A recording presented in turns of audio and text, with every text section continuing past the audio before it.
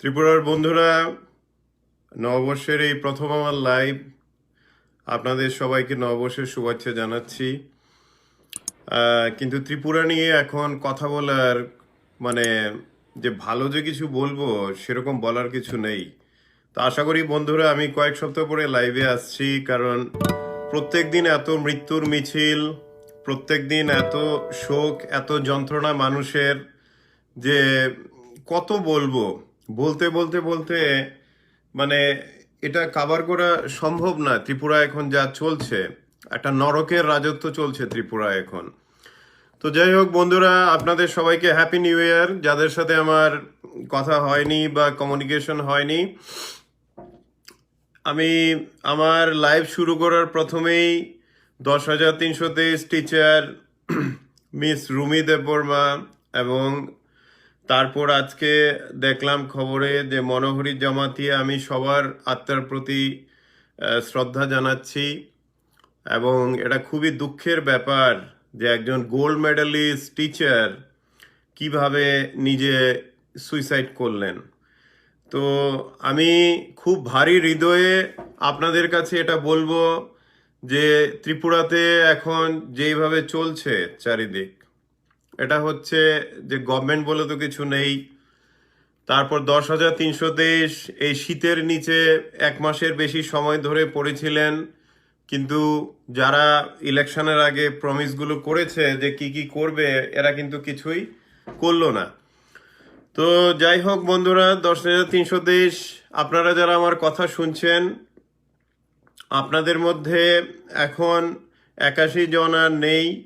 এটা খুবই দুঃখের ব্যাপার। এবং বিশেষ করে এই যে মিস রুমি দেববর্মার সুইসাইড, এটা মর্মান্তিক। ত্রিপুরার মিডিয়া, আপনারা জানেন বন্ধুরা, যে ত্রিপুরার মিডিয়াতে যতগুলি ন্যাশনাল মিডিয়ার করেসপন্ডেন্ট আছে, ওরা দিল্লি থেকে বা বম্বে থেকে বিভিন্নভাবে টাকা খেয়ে এরকম রুমি দেববর্মা যে আত্মহত্যা করেছেন অ্যাসিড খেয়ে এইভাবে, এটা কিন্তু আপনারা ন্যাশনাল মিডিয়াতে দেখবেন না। আপনারা বন্ধুরা আমাকে অনেক সময় জিজ্ঞেস করেন যে স্যার, আপনার অনেক নিউজ এটা ন্যাশনাল মিডিয়াতে কেন আসে না?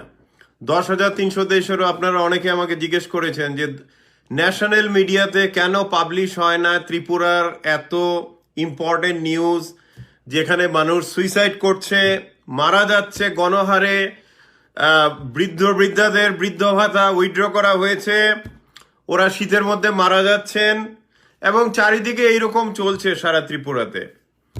তো আমাকে অনেকেই আপনারা জিজ্ঞেস করেছেন আগে, এখনো জিজ্ঞেস করেন যে ন্যাশনাল মিডিয়াতে ত্রিপুরার 10,323-এর কষ্ট, বা ত্রিপুরাতে যে এরকম নৈরাজ্য চলছে, চারিদিকে ড্রাগ মাফিয়া থেকে শুরু করে স্মাগলাররা, এগুলো ন্যাশনাল মিডিয়াতে কেন আসে না?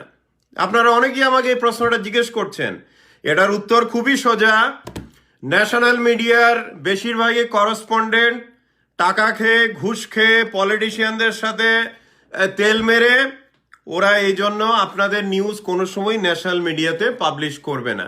হ্যাঁ, ত্রিপুরার মধ্যে হয়তো এক দুজন হয়তো আছে সাংবাদিক, ন্যাশনাল মিডিয়ার করেসপন্ডেন্ট, যারা নাকি ত্রিপুরার মানুষের দুঃখ কষ্ট ন্যাশনাল মিডিয়াতে পাবলিশ করতে আগ্রহী, বা সেই মানবিকতাটা আছে। বাকি যত ত্রিপুরা মিডিয়ার যত ন্যাশনাল করেসপন্ডেন্ট আছে, এরা চোখে ঠুলি পরে বসে আছে। আপনারা দেখবেন যে এই যে একজন 10,323-এর টিচার মিস রুমি দেববর্মা মারা গেছেন এইভাবে মর্মান্তিক ভাবে, আপনারা কটা ন্যাশনাল মিডিয়াতে দেখেছেন মিস রুমি দেববর্মার নিউজ? দেখেছেন? খুব বেশি দেখবেন না, কারণ এরা সবাই ত্রিপুরারই মানুষ। যারা ন্যাশনাল মিডিয়ার করেসপন্ডেন্ট, এরা সবাই টাকা খেয়ে জার্নালিজমের নামে চোখে ঠুলি বসিয়ে বসে আছে। এদেরকে জার্নালিস্ট বলা মানে জার্নালিজমের পাপ। এরা হচ্ছে দালাল, সোজা কথা পলিটিক্যাল পার্টির দালাল। এই হচ্ছে ত্রিপুরার বেশিরভাগ ন্যাশনাল মিডিয়ার জার্নালিস্টগুলো। তো এদেরকে নিয়ে যত কম বলা যায় ততটাই ভালো। কারণ আপনারা মনে রাখবেন, ত্রিপুরাতে যত রকমের আপনাদের দুঃখ কষ্ট শুরু করে 10,323 টিচাররা একজনের পর একজন সুইসাইড করছেন, মারা যাচ্ছেন, এগুলো আপনারা ন্যাশনাল মিডিয়াতে কখনো দেখবেন না। কারণ যারা ন্যাশনাল মিডিয়ার করেসপন্ডেন্ট ত্রিপুরাতে, ওদেরকে টাকা খাইয়ে ঘুষ দিয়ে ওদেরকে মুখ বন্ধ করে রাখা হয়েছে। তো এই কথাটা আমি আপনাদের 10,300 দেশ আমার বন্ধুদের উদ্দেশ্যে বলছি, কারণ আপনাদের মধ্যে থেকে কম করে হলো 100 বা 200 মতো আপনারা আমার সাথে যোগাযোগ করেছেন যে স্যার আমাদের নিউজ ন্যাশনাল মিডিয়াতে কেন আসে না, একটা কিছু করুন যাতে আমাদের দুঃখ কষ্টটা ন্যাশনাল মিডিয়া দেখতে পায়। বন্ধুরা আপনাদের বলছি, ত্রিপুরাতে যারা ন্যাশনাল মিডিয়ার করেসপন্ডেন্ট আছেন তার মধ্যে 90%ই বিক্রি হয়ে গেছেন। ওদের জার্নালিজমের ডিগ্রি আছে, ওদের জার্নালিজমের লেভেল মেরে ঘোরায়, কিন্তু ওদের এথিক্স বলে কিছু নেই। ওরা খালি ঘুষখোর দালাল, টাকার মতো টাকার পেছনে খালি ছুটে বেড়ায়। হ্যাঁ, ন্যাশনাল মিডিয়ার কয়েকজন জার্নালিস্ট আছে যারা নাকি কিছু কাভার করে, কিন্তু বাকিদের থেকে কিছু আশা করবেন না। এরা এতটাই ভীতু এবং কাপুরুষ, আপনাদের ইস্যু কখনোই ওরা কাভার করবে না। তো এখন আমি যে কথাটাই আসছি, এই যে মিস রুমি দেববর্মা সুইসাইড করে ওনার মৃত্যু হলো, এটার জন্য দায়ী কে? কে দায়ী এটা? 2018 ইলেকশনের আগে রতনলাল, বিপ্লব দেব থেকে শুরু করে সুনীল দেওধর থেকে শুরু করে এই জুমলা বাগারগুলো সব 10,300 দেশের মঞ্চে বসে, এছাড়া অন্যান্য শিক্ষকদের মঞ্চে বসে ওরা কি বলেছিল? কি ভিশন ডকুমেন্টে, বিজেপির ভিশন ডকুমেন্টে কি লেখা ছিল? বিজয়ের ভিশন ডকুমেন্টে লেখা ছিল যে 10,300 দেশকে সুইটেবল ওদেরকে এমপ্লয়মেন্ট দেওয়া হবে। এটা লেখা ছিল কি ছিল না? আমার তো এখন দেখলে খুব আশ্চর্য লাগে। আজকেও দেখলাম আমি বনমালী পরে কিছু কার্টুন, তার মধ্যে একজন বোধহয় প্রফেসর হবে, নিজের দলের এমএলএর বিরুদ্ধে বলছে। আবার ওদের বেশভূষা দেখলে আমার হাসি পায়। এখন গেরুয়া রংটা পবিত্র রং হিসাবে ধরা হতো সারা ভারতবর্ষে, কিন্তু এখন জুমলা শাসনের পরে লোকেরা যখন দেখবে কেউ গেরুয়া কাপড় পরে আছে, তখন মনে হয় যে বাটপার না। তো তো এটা হচ্ছে এখন মানুষের মধ্যে চিন্তাধারা, যে একটা গেরুয়া কাপড় পরে, গেরুয়া টুপি, গেরুয়া কি বলে কাপড়, গেরুয়া ড্রেস, ফেট্টি বেঁধে, এই বেঁধে টুপি পরে, এগুলো পরে আসলে মানুষের কাছে কি, আপনারা কি মনে করছেন আপনাদের যে জুমলাগিরি, বাটপারি, এগুলো কি সব গেরুয়া রং দিয়ে ঢাকা যাবে? 10,300 দেশকে কে দিয়েছিল প্রতিশ্রুতি? আপনারা দিয়েছিলেন। বিজেপি থেকে প্রতিশ্রুতি দেওয়া হয়েছিল ইলেকশনের আগে যে বিজেপিকে ভোট দিলে, বিজেপিকে জেতালে আপনাদের সবার চাকরির ব্যবস্থা করা হবে, আপনাদের এমপ্লয়মেন্ট করা হবে। যদিও সুপ্রিম কোর্ট, হাইকোর্ট রায় দিয়েছে যে চাকরিগুলো আর কন্টিনিউ হবে না, কিন্তু ওখানে কোর্টও একটা কথা বলেছে, ওদেরকে যে 127 প্যারা থেকে শুরু করে বিভিন্ন অন্য পদে বেসিক্যালি ওদেরকে রিহ্যাবিলিটেশনটা করা যায় যদি ইচ্ছা করে। তো এটা কোথায়? আমি তো যারা ত্রিপুরা বিজেপির, যারা নাকি এখন বিভিন্ন রকমের গেরুয়া ফেট্টি পরে ঘুরে বেড়াচ্ছেন, আমি আপনাদের অনুরোধ করব আমার সাথে আপনারা যে কেউ একজন ডিবেটে আসুন। আমরা কিছু না, আপনাদের ভিশন ডকুমেন্টটা এক হাতে নেব এবং জিজ্ঞেস করব কটা ইমপ্লিমেন্ট করেছেন আপনারা। আপনারা মানুষের ভোটে ক্ষমতায় এসছেন, আপনারা যেরকম ভাবে বাটপারি করছেন, আপনাদের কি মানুষ ভোট দেবে? 2023-এ তো আপনারা মানে ভোটের কাটরা নিয়ে মানুষের মানে বাড়ি ঘরে গেলে জুতো মেরে তাড়িয়ে দেবে আপনাদের। আপনারা এরকম পারফরমেন্স এখন অব্দি 3 বছর প্রায় হতে চললো। চারিদিকে আনএমপ্লয়মেন্ট, চারিদিকে সমস্ত মিথ্যে কথা। আরে একটা স্টেটের মুখ্যমন্ত্রী যদি স্টেজে ওঠে দিনের পর দিন মিথ্যা কথা বলে যে 96,000 চাকরি হয়েছে, আরেকদিন বলছে 21,000 গভর্নমেন্ট চাকরি হয়েছে, আরেকদিন বলছে যে সে কত 50,000-এর বেশি চাকরি হয়ে গেছে। তো এই যে জুমলাগিরি, তারপর আরেকদিন আমি দেখেছি গত বছর গিয়ে বলছে 5.5 লক্ষ নাকি চাকরি হয়ে গেছে। আবার আরেকদিন বলছে, এই মূর্খ বলছে যে এখন ত্রিপুরাতে চাকরি আর কেউ করতে চায় না, সবাই এখন চাকরি দেয়, সবাই এন্টারপ্রেনার হয়ে গেছে এখন। তো এই জন্য এই যে ত্রিপুরার এখন যে অবস্থা, গত 3.5 বছরে এই শাসন, তা এখন কথা হচ্ছে, আমি যেটা আরেকটা প্রশ্ন আপনারা আমাকে করেছেন যে মুখ্যমন্ত্রী কবে বদল হবে, মুখ্যমন্ত্রী কবে বদল হবে এটা বিজেপির মাথা ব্যথা, ঠিক আছে। আর এই মূর্খকে যদি মুখ্যমন্ত্রীর পদে রাখে বিজেপি, তাহলে বিজেপি যেমন কংগ্রেস একবার এসছিল ত্রিপুরাতে, সেই 89 to 93, তারপরে 25 বছরে আর কংগ্রেস কখনো আসতে পারেনি। কারণ যেহেতু কংগ্রেস ওই সময় যা সুকাজ বা কি বলে ভুল কাজ বা যা করেছিল, ওটার প্রায়শ্চিত্ত করতে হয়েছে 25 বছর। তা এখন বিজেপি যদি মনে করে যে বিপ্লব দেবকে ক্ষমতায় আরো কিছুদিন বসিয়ে দেখবে যে কি হয় না হয়, তাহলে কিন্তু বিজেপি আর 50 বছরেও ত্রিপুরায় আসতে পারবে না। 2023-এর ইলেকশনে তো জেতার প্রশ্নই ওঠে না, আউট অফ কোশ্চেন। কারণ মানুষের থেকে বিজেপি, ত্রিপুরা বিজেপি বিচ্ছিন্ন হয়ে গেছে, কমপ্লিটলি বিচ্ছিন্ন হয়ে গেছে। বিজেপির এখন কে বিজেপি এখন কে চালাচ্ছে? একজন এসছে দিল্লি থেকে, মূর্খ, যে নাকি কিছু জানে না। সেই মহাভারতের যুগে ইন্টারনেট ছিল থেকে শুরু করে এখন অব্দি হয়তো কয়েকশো বোধহয় ও এরকম গাঁজাখুরি কথা, যেগুলো মানুষ গাঁজা খেলেও বলবে না, সে বলে সারা ভারতবর্ষে এইভাবে ত্রিপুরাকে কলঙ্কিত করেছে। এবারে এই গাঁজাখোরের ডান হাত হচ্ছে, আপনারা জানেন যে গৌচন্দ্র মন্ত্রী, আমি নামটা না হয় নাই বললাম। তো ও তো সারা জীবন কংগ্রেসে ছিল, এই কয়েক বছর এসছে বিজেপিতে। ও আগেও বাটপার হিসেবে বিখ্যাত ছিল, এখনো বাটপারি করছে। তা এখন কথা হচ্ছে, ত্রিপুরা এই দুই বাটপার মিলে এখন চালিয়েছে গত 3.25 বছর। এটার আপনারা রেজাল্টটা দেখতে পাচ্ছেন। জিবি হসপিটালে 2020 সালে, গত বছর, কম করে হলো 700-800 রুগী মারা গেছেন, কারণ অক্সিজেনের পাইপের লিক, অক্সিজেনের পাইপের অভাবে মারা গেছেন। তারপর এইভাবে চারিদিকে নৈরাজ্য, ডিস্ট্রিক্ট হসপিটাল, বাকি হসপিটালগুলিতে তো মানে এতটাই খারাপ অবস্থা যে ওখানে মানুষ ঢোকা মানে মৃত্যু। এই গেল হেলথ সেক্টর গেল ত্রিপুরার। তারপরও হচ্ছে গিয়ে জবস, কেউ কি বিজেপি আমলে কেউ জব পেয়েছে? এই যে হাজার হাজার জব যে দেওয়া হচ্ছে, বলা যে হচ্ছে যে একটা রাজ্যের মুখ্যমন্ত্রী বিপ্লব দেব নিজে বলেছে 96,000 জবস দেওয়া হয়েছে, আবার 23,000 নাকি 21 না 23,000 এর মধ্যে গভর্নমেন্ট জব। তো লিস্ট কোথায়? বিপ্লব দেবের উদ্দেশ্যে আমি বলবো, আপনি যে বলছেন দাঁড়িয়ে বিভিন্ন অনুষ্ঠানে যে এই ত্রিপুরাতে 96,000 জব দেওয়া হয়েছে, 23,000 জব দেওয়া হয়েছে গভর্নমেন্ট জব, আপনি যেদিন আমাদের এই লিস্ট দেখাতে পারবেন বা ত্রিপুরাবাসীকে লিস্ট দেখাতে পারবেন, ততদিন আপনাকে ওপেনলি বাটপার বলে ডাকা হবে। কারণ আপনি বাটপার। রতনলাল এক বাটপার, যে নাকি 2018-19 থেকে বলছে যে এত টিচিং পোস্ট খালি, এত কিছু খালি। এখন দেখা যাচ্ছে টেট পাস করে যারা অ্যাপয়েন্টমেন্ট লেটারও পেয়েছে তারাও জয়েন করতে পারছে না চাকরিতে।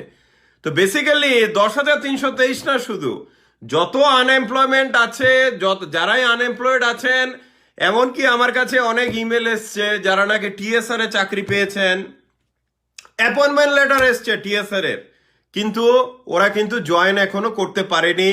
অনেকের রিক্রুটমেন্টটাই ক্যান্সেল হয়ে গেছে। তো এইরকম নৈরাজ্য চলছে।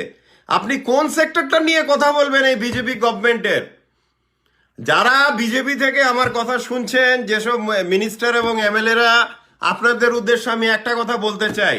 আপনারা যে 3.25 বছর এক মূর্খ হচ্ছে মুখ্যমন্ত্রী, তার ডান হাত হচ্ছে এক বাদর, এদেরকে দিয়ে যে ত্রিপুরাটাতে চালাতে দিয়ে চুপ করে যে বসে আছেন, আপনারা কি মনে করেন আপনারা গেরুয়া টুপি আর গেরুয়া চাদর পরে মানুষের দোরগোড়ায় ভিক্ষার ওই ভোটের কাটরা নিয়ে ঘুরলে পরে আপনাদের ভোট দেবে? 2023-এ দেবে না, কেউ দেবে না আপনাদের ভোট। বিজেপি এখন যেভাবে চলছে, কোনো শাসন নেই, কিছু নেই, এই মানে যা তা অবস্থা চলছে। আপনি স্বাস্থ্য ব্যবস্থা বলুন, শিক্ষা ব্যবস্থা বলুন, চাকরির ব্যবস্থা বলুন, সমস্ত কিছু ব্যবস্থা কোথায় কোথায় গভর্নেন্স কোথায়? এই যে মানুষ মারা যাচ্ছে বিষ খেয়ে, ওদেরকে কে দেখবে? ওরা কি মানুষ না? ত্রিপুরার মানুষ না ওরা? তারপর বড় আশ্চর্যের ব্যাপার যে এইভাবে মানুষ মারা যাচ্ছে দিনের পর দিন, অথচ এক মূর্খ হেলিকপ্টার করে ঘুরে বেড়াচ্ছে, ও চারিদিকে বিভিন্ন আনন্দ। তারপর আমি দেখলাম ত্রিপুরাতে বেলুনের কি বলে ট্যুরিজমের হচ্ছে। তো কথাটা হচ্ছে যে এই সমাজে এত দুঃখ কষ্ট, যেখানে এত কিছু চলছে, এটা মানে আনএমপ্লয়েড কাকে বলবো? ডক্টর এখন ত্রিপুরাতে প্রচুর ডাক্তারদের দরকার, 500-র মতো ডক্টর আনএমপ্লয়েড আছেন, অথচ ওদেরকে কে দেবে চাকরি দেওয়ার কেউ নেই। এইভাবে নার্সদেরও একই অবস্থা, প্রচুর নার্স এখন আছেন। এখন ত্রিপুরাতে যেহেতু মিডিয়াতে এতটা আসছে না, কারণ গভর্নমেন্ট থেকে ডাটা নেই, ঠিকভাবে, কিন্তু ত্রিপুরাতে এখন প্রচুর নার্সের দরকার, কিন্তু ওনারাও এখন আনএমপ্লয়েড হয়ে আছেন, কোনো ওখানে এমপ্লয়মেন্ট নেই। তারপর হচ্ছে গিয়ে সব থেকে আরেকটা জানেন তো, আরেকটা হচ্ছে যে কতটা নিষ্ঠুর এবং বর্বর এই রতনলাল আর বিপ্লব দেব, যে প্রায় 40,000 বৃদ্ধ মানুষের বৃদ্ধ ভাতা ক্যান্সেল করা হয়েছে। তারপর মিডিয়ার চাপে, মানুষের চাপে আবার কয়েক মাস পরে এগুলো নাকি আবার ভাতা চালু করবে, কিন্তু ওদেরকে বলেছে বৃদ্ধ বৃদ্ধাদের যে আপনাদের সার্টিফিকেট নিয়ে আসুন, সবকিছু নিয়ে আসুন, তারপর আপনাদের করা হবে, আপনাদের আবার এনরোল করা হবে। এবং ওখানে দেখা যাচ্ছে যে যাদের নাকি 80, 90 বা 100 বছর বয়স, যারা নাকি বৃদ্ধ ভাতা পাচ্ছিলেন, যারা নাকি বেঁচে ছিলেন ওই 1,000, 1,200 বা 1,500 টাকার উপরে, তাদেরকে কিন্তু দেওয়া হচ্ছে না।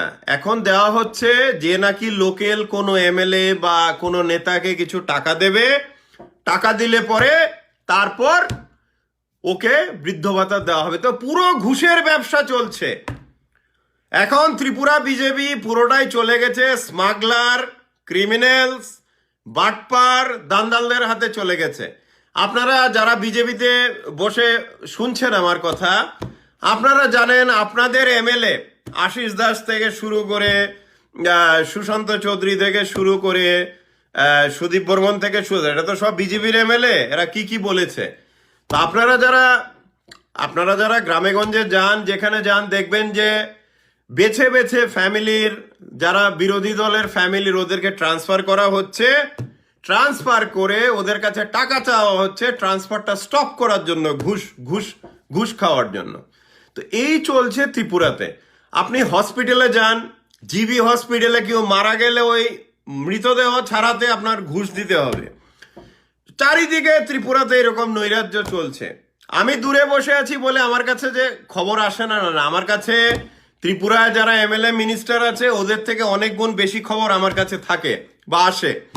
তো এখন কথা, তারপর আরেকটা গুরুত্বপূর্ণ ব্যাপার হলো ত্রিপুরাতে মিডিয়ার উপর এইভাবে অ্যাটাক হচ্ছে, এবং প্রত্যেক দিনই কিছু না কিছু অ্যাটাক হচ্ছে, কোনো মিডিয়া ঠিকভাবে অপারেট করতে পারছে না।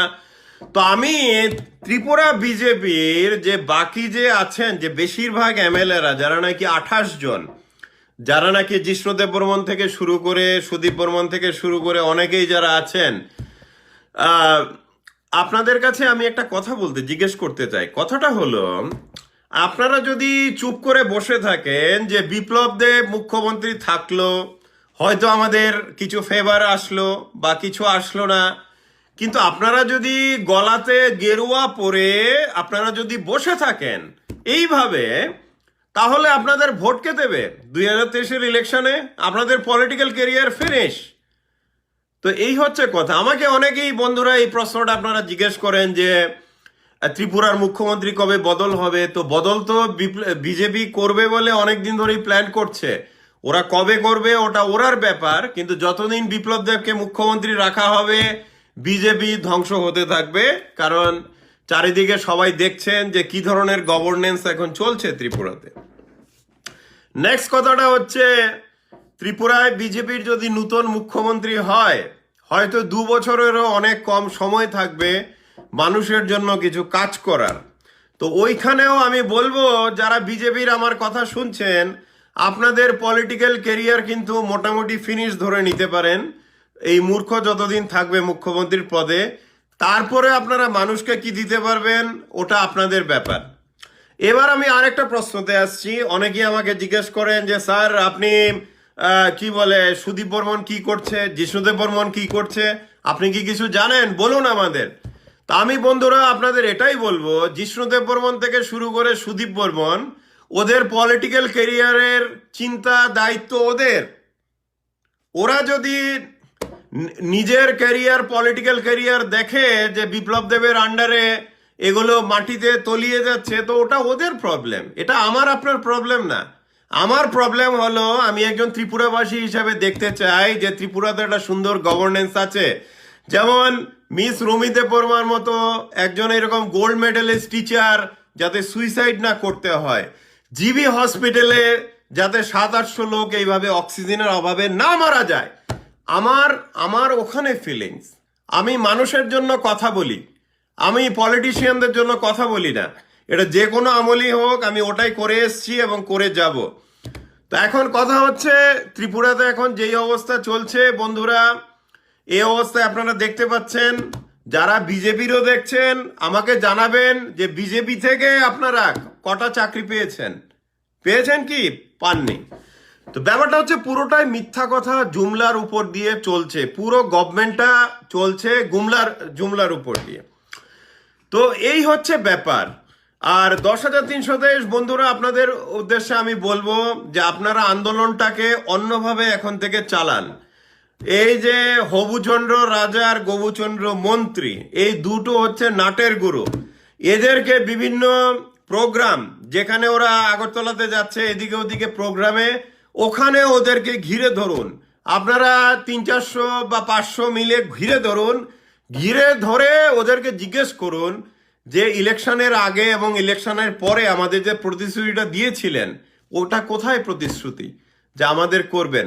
আমি বাকি যারা বেকার ভাই বোনেরা আমার কথা শুনছেন, আপনাদের উদ্দেশ্যে আমি ওটাই বলবো, এখন থেকে আপনারা গর্জে উঠুন। আপনারা সেই এডুকেশন ডিরেক্টর বা ইউবি চাকমা ওদের পেছনে যাবেন না, এরা তো গভর্নমেন্ট সার্ভেন্ট। গভর্নমেন্ট যা বলবে বা পলিটিশিয়ানরা যা বলবে ওটা তাই করবে। ওদের নিজের হাতে তো কিছু নেই। ইউবি চাকমার অফিসে যা হচ্ছে সময়ের অপচয়, ওটা আপনারা করবেন না। বরং রতনলালকে ধরুন, রতনলালকে ঘিরে ধরে জিজ্ঞেস করুন, আপনি যে ওনার ভিডিওগুলো চালান, রতনলালের ভিডিও রতনলালের সামনে, রতনলালের ভিডিওগুলো রতনলালের সামনে চালিয়ে জিজ্ঞেস করুন, আপনি যে প্রতিশ্রুতিগুলি দিয়েছিলেন এগুলো কোথায় এখন। আপনি যদি পালন না করতে পারেন তাহলে ওপেনলি মিডিয়ার সামনে এসে বলুন যে আপনি বাটপার, দ্যাটস অল। তো এই কথাটা হচ্ছে গিয়ে, এই যে জুমলাগিরি, এই যে জুমলাগিরি মানে হলো, আজকে দেখবেন যে দেখলাম কিছু বিজেপির কিছু লোকজন মাথায় গেরুয়া টুপি, এদিকে বিজেপি এদিকে জয়রাম কি সব লেখা আছে, তারপর গলাতে ফেট্টি লেগে রেখেছে যে বিজেপি গলাতে। তো আমার কথা হলো, এইসব নাটক জুমলাগিরি করে কি ত্রিপুরা মানুষের ভোট পাওয়া যাবে? ঘরে ঘরে মিস রুমি দেববর্মার মতো বা মনোহরি জমার, মানে ঘরে ঘরে এরকম চলছে মানুষের কষ্ট। তো এগুলো কে দেখবে? গভর্নমেন্ট দেখবে না? আর এখন আরেকটা ব্যাপার হচ্ছে, যেই এখন মুখ খুলছে ওর উপরে অ্যাটাক আসছে, যেই মুখ খুলছে অ্যাটাক আসছে, বাড়িঘর অ্যাটাক করা হচ্ছে।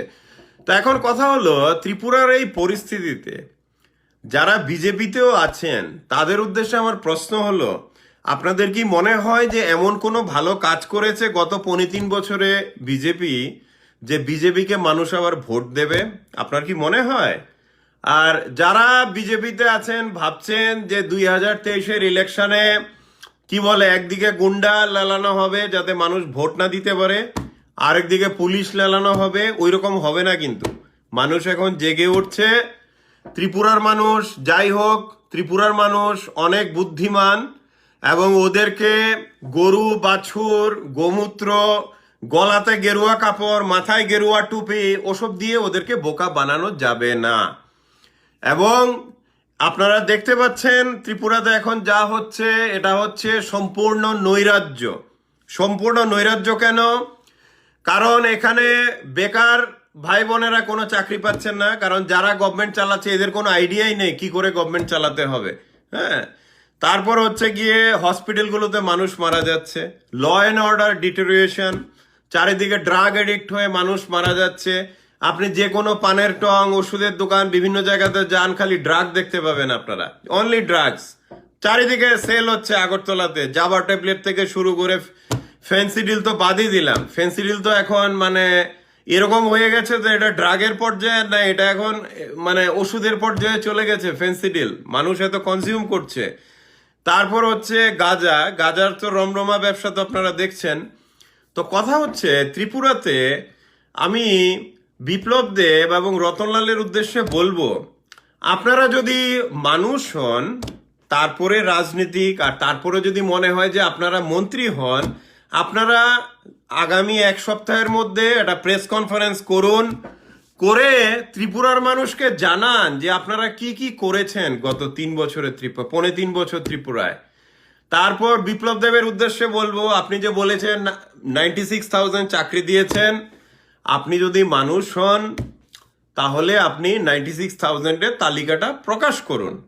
তারপর এর মধ্যে নাকি 23,000 চাকরি গভর্নমেন্টে দেওয়া হয়েছে, তাহলে ওই 23,000 চাকরির তালিকাটাও মানে পুরো লিস্টটা পাবলিশ করুন।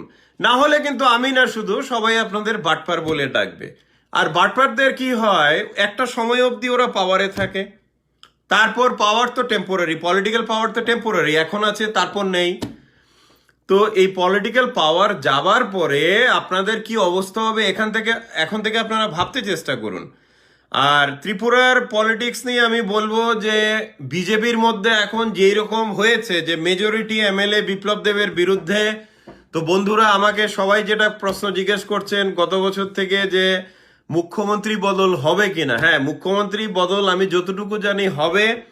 কবে হবে এটা এখন বলা সম্ভব নয়, এটা বিজেপি দলের ব্যাপার।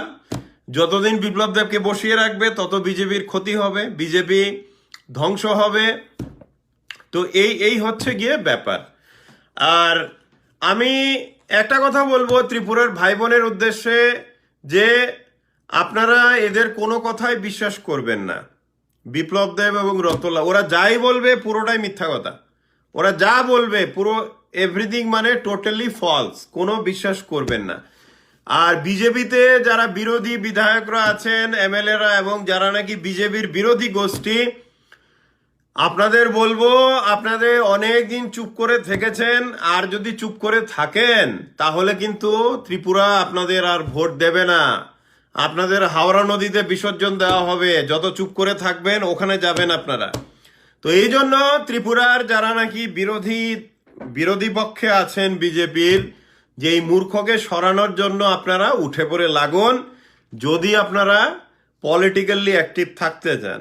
না হলে কিন্তু আমি একটু আগে যেই কথাটা বলেছি যে এখন বিজেপি যেভাবে চলছে, 2023-এর ইলেকশনে ভোটের কাটরা নিয়ে গেলে পরে লোকেরা কেলানো দেবে, লোকেরা তাড়া করবে, এখন যে অবস্থা চলছে ত্রিপুরার। আর ত্রিপুরার বিরোধী দলদের আমি বলবো, আমি জানি আপনাদের উপর কিরকম আঘাত আসছে, কিন্তু তবু আপনারা শক্ত থাকুন, যুদ্ধ চালিয়ে যান। আপনারা সবাই জানেন যে বিরোধী দলদের উপর কেমন অ্যাটাক আসছে, বিভিন্ন জায়গাতে মারপিট থেকে অ্যাটাক আসছে চারিদিকে, কিন্তু এই যুদ্ধটা চালিয়ে যান। কিন্তু মনে রাখবেন এরা খুব দুর্বলরাই এভাবে কাপুরুষের মতো গিয়ে অ্যাটাক করে, এভাবে 100টা বাইক নিয়ে গিয়ে একটা বোম ছুড়ে দিল, আগুন লাগিয়ে, তো কাপুরুষরা এগুলো করে, এগুলো কোনো সুস্থ মস্তিষ্কের কোনো লক্ষণ না। আর আপনারা সবাই দেখছেন যে ত্রিপুরা বিজেপিতে এখন এক গোষ্ঠী আরেক গোষ্ঠীর বিরুদ্ধে বলছে, তো এই মজা আপনারা উপভোগ করুন বলবো। আর বিজেপির যারা আছেন আমার কথা শুনছেন কিন্তু বাড়িতে চুপ করে বসে আছেন, ভাবছেন যে ভগবান আমাদের চেঞ্জ যেন হয়, সব হয়, তো আপনারা এইভাবে বসে থাকুন, আপনাদের পলিটিক্যাল ক্যারিয়ারও আপনাদের চেহারা সমেত হাওড়া নদীতে যাবে 2023-এ। তো এই হচ্ছে ব্যাপার, যে ত্রিপুরার এখন যে অবস্থা চলছে, যে একটা নৈরাজ্য চলছে চারিদিকে, এবং এই নৈরাজ্য থেকে আমি কোনো আশা দেখতে পাচ্ছি না যতক্ষণ না এই নৈরাজ্যর মাথাগুলো চেঞ্জ হয়। এই হচ্ছে কথা। আর নেক্সট কথা হলো যে ত্রিপুরার এখন যারা অপোজিশন লিডার বা যারা এখন আছেন, তাদেরকে বলবো আমি আরো অ্যাগ্রেসিভ ভাবে মানুষের পাশে গিয়ে দাঁড়ান। যেমন হচ্ছে 10,300 টিচাররা 1 মাস ধরে এই ঠান্ডায় ছিলেন, কিন্তু কজন পলিটিক্যাল লিডার দেখতে গিয়েছে? তো এই হচ্ছে মানবিকতাটা সম্পূর্ণভাবে হারিয়ে যাচ্ছে। তো এই জন্য আমি একজন নিউজ এডিটর হিসাবে আপনাদের বলতে পারি, আপনাদের দুঃখ কষ্টটা তুলে ধরতে পারি, কিন্তু একটা গভর্নমেন্ট যদি না ফাংশন করে, এ বিপ্লব দেবের গভর্নমেন্ট এমন একটা গভর্নমেন্ট যেখানে ত্রিপুরার ইতিহাসে প্রথমবার আইএএস আইপিএস অফিসাররা মানে ভলান্টারি রিটায়ারমেন্ট নিয়ে রিজাইন করে ত্রিপুরা থেকে পালাচ্ছেন। সব অফিসিয়ালদের এই অবস্থা এখন, টিসিএস টিপিএস আইএএস আইপিএস, কেউই এই মূর্খের আন্ডারে কাজ করতে চায় না। তো এই হচ্ছে ত্রিপুরার এখন পরিস্থিতি। তো এই পরিস্থিতিতে আমাদের সবার গর্জে উঠতে হবে। আর যারা নাকি এখন ক্ষমতায় আছে ওদেরকে জিজ্ঞেস করতে হবে যে আপনারা কি করেছেন, আপনাদের কাজের হিসাবটা দিন, আপনারা করেছেনটা কি গত 3 বছরে। তো এই হচ্ছে গিয়ে কথা। তো বন্ধুরা, আপনারা যারা আমার লাইভ দেখতে পছন্দ করেন, জানেন আমি এখন 2 সপ্তাহে একবার আসছি, ওরকমই মাঝে মধ্যে আসবো, কারণ এখন আমাদের এখানে ইউএসএ তে নিউ ইয়ার, আমরা খুব বিজি আমাদের নিজেদের কাজকর্ম নিয়ে, অফিস এবং অন্যান্য ব্যাপার নিয়ে। তো আমি একটা কথাই বলবো, আপনারা জুমলাদের বিরুদ্ধে গর্জে উঠুন, এবং এটা আপনারা কখনোই ভাববেন না যে এরা চিরজীবন ত্রিপুরায় থাকবে, এদের খুব টেম্পোরারি। হ্যাঁ, আরেকটা কথা, আমাদের অনেকে জিজ্ঞেস করেন যে বিপ্লব দেব কতদিন থাকবে ক্ষমতায়। আমার মনে হয় না বেশি দিন থাকবে, হয়তো বেঙ্গল ইলেকশন বা এর আগে। এটা বিজেপির প্রবলেম, আমার প্রবলেম না, আপনার প্রবলেম না। আমাদের প্রবলেম হচ্ছে ত্রিপুরায় যাতে গভর্নেন্সটা যাতে থাকে, ত্রিপুরায় যাতে এইভাবে একজন গোল্ড মেডেলিস্ট টিচার যাতে সুইসাইড না করতে হয়, আনএমপ্লয়েড যারা আছেন, বেকাররা যাতে চাকরি বাকরি পান, মানুষ যাতে সুন্দরভাবে বেঁচে থাকতে পারে, সেটা হচ্ছে আমাদের লক্ষ্য। আমার লক্ষ্য কোনো দল বা কোনো কিছুর সাপোর্টের কোনো লক্ষ্য না, এটা গভর্নেন্স আমরা দেখতে চাই। সেটা আমরা দেখতে চাই। আর যারা বিজেপিতে থেকে বিপ্লব দেবের আন্ডারে খুব খুশি আছেন, থাকুন, আপনারা খুশি। আপনারা তো বুঝতে পারছেন না ত্রিপুরার যে আপনাদের পার্টি এবং ত্রিপুরা কোন দিকে যাচ্ছে এখন। তো আপনারা দেখতে থাকুন কি হতে থাকে। আর একটা কথা ঠিক, যে ত্রিপুরায় একটা বিপ্লব আসবেই, বিপ্লব আসবে। আমাদের যে মানুষের যে দুঃখ কষ্ট চলছে, তো একটা জনবিপ্লব আসতেই হবে মানুষের মধ্য থেকে, সেটা আসবে, এটা একটা সময়ের অপেক্ষা। আর আমি বিরোধী দলের আমার ভাই বোনদের উদ্দেশ্যে বলবো, আপনারা চুপ করে বসে মার খাবেন না। আপনারা আপনাদের পার্টির নেতারা যাই বলুক না কেন, আপনারা পাল্টাতে যান। দেখুন, আমরা সবাই বিপ্লবী হতে পারি, আমাদের আত্মমর্যাদা রক্ষা করার দায়িত্ব আমাদের। আমাদের কেউ আঘাত করলে তা প্রত্যাঘাত করে, এটা আমাদের নৈতিক অধিকার এবং এটা দায়িত্ব আমাদের। আপনারা কেউই চুপ করে বসে থাকবেন না, যত অ্যাটাক আসবে পাল্টাতে যান। কারণ এখন ত্রিপুরা রাজ্যে কিছু নেই, এখন গভর্নেন্স বলে কিছু নেই, কিছুই নেই এখন। এখন হচ্ছে কি, একদিকে আপনাদেরকে ভয় দেখাবে, পুলিশ লেলাবে, গুন্ডা লেলাবে, এইসব করবে, এই হচ্ছে কথা। তারপরে আমি যেটা বলবো, যে এখন ত্রিপুরা রাজ্য যেইভাবে চলছে, এতে আগামী অনেক বছর কেউই চাকরি বাকরি কিছুই দিতে পারবে না, কারণ এদের কাছে কোনো টাকা নেই, কিছু নেই। এবং এদের যা অবস্থা এখন ত্রিপুরা রাজ্যে, বিপ্লব দেব, রতনলালের, এরা কোনো গভর্নমেন্ট চাকরি কোনো কিছুই দিতে পারবে না, এদের কাছে ফান্ড নেই, কিচ্ছু নেই এদের। তো এরা যত কথাই বলে সবগুলোই মিথ্যা কথা হিসেবে ধরে নেবেন। আর আমি সমস্ত শ্রেণী সবাইকেই বলবো, আপনারা যারাই ভুগছেন বিভিন্নভাবে, বাড়ি ঘরে চুপ করে না বসে থেকে আপনারা নামুন, রাস্তায় নামুন এবং গর্জে উঠুন। এটা হচ্ছে ব্যাপার। কারণ মনে রাখবেন, 37 লক্ষ ত্রিপুরাবাসী মধ্যে যারা ভোট দিয়েছেন, তাদের ভোটে যারা এসছে এখন ক্ষমতায়, এরা ভাবছে সারা জীবন ক্ষমতায় থাকবে। তো এরা যেইভাবে স্টেটটা চালাচ্ছে, এদেরকে ধাক্কা দিয়ে ফেলাটাও আমাদের কর্তব্যের মধ্যে পড়ে। তো বন্ধুরা, আমি আবার চেষ্টা করব, আগামী সপ্তাহে আসতে চেষ্টা করব আপনাদের মাঝখানে লাইভে। কিন্তু আমি যাওয়ার আগে যেই কথাটা আপনাদের বলতে চাই, যে কোনো রকমের অ্যাটাক, কোনো রকমের অন্যায়, সবকিছুর বিরুদ্ধে আপনারা গর্জে উঠুন, এটা হচ্ছে কথা। আপনারা ভয়ে থাকবেন না, ভয় পাবেন না, ভয়ে থাকবেন না, আপনারা গর্জে উঠুন। কারণ মনে রাখবেন, ওদের সংখ্যাটা খুব কম, আপনাদের সংখ্যা অনেক বেশি। এই ভয় ভীতি দেখিয়ে যাতে আপনাদের দাবিয়ে না রাখতে পারে। আর বিরোধী দলদের উদ্দেশ্যে আমি বলবো, মানে যারা নাকি যুবক যুবতীরা, যারা নাকি ইয়ংস্টার, তাদের উদ্দেশ্যে আমি বলবো, আপনাদের নেতারা যাই বলুক না কেন, আপনারা এসব না, আপনারা গর্জে উঠুন। কারণ এটা মানুষের মৌলিক অধিকার, যখন আঘাত হয় তখন প্রত্যাঘাত দিতে হয়। আর যেই স্টেটের মধ্যে রয়ে কিছুই নেই এখন, চারিদিকে গাজার আর কি বলে নেশার কারবারির রমরমা, তো ওখানে আপনারা কি আর এক্সপেক্ট করতে পারেন, তাই না? ঠিক আছে বন্ধুরা, আজকের জন্য আমি লাইভ এখানেই শেষ করছি। আপনারা ভালো থাকবেন। লাইভ শুরু করার প্রথমে যেটা শুরু করার আগে যেটা বলেছি ওটা আবারও বলছি, প্রত্যেক দিন এত মৃত্যু, এত দুঃখ কষ্ট যে সেই ভারী হৃদয়ে আর লাইভই আর করতে ইচ্ছা করে না। আপনারা এখন থেকে জেগে উঠুন এবং এই যে ত্রিপুরাতে শনি যে এসছে গত ৩.৫ বছর থেকে, এই শনিকে উৎখাত করুন আপনারা। আমি আশা রাখবো আপনাদের সাথে এই শনির যাওয়ার পরে হয়তো সবার সাথে আপনাদের সাথে দেখা হবে। আর ত্রিপুরাতে এখন আমাদের এই সংগ্রামটা চালিয়ে যেতে হবে, আমাদের দুর্বল হয়ে পড়লে হবে না। আর এটা চলবে, এই সংগ্রাম চলবে। আর আমি আছি আপনাদের সাথে, আবার আপনাদের সাথে কথা হবে। আপনারা ভালো থাকবেন। আমি আজকের লাইভ এখানেই শেষ করছি। জয় হিন্দ।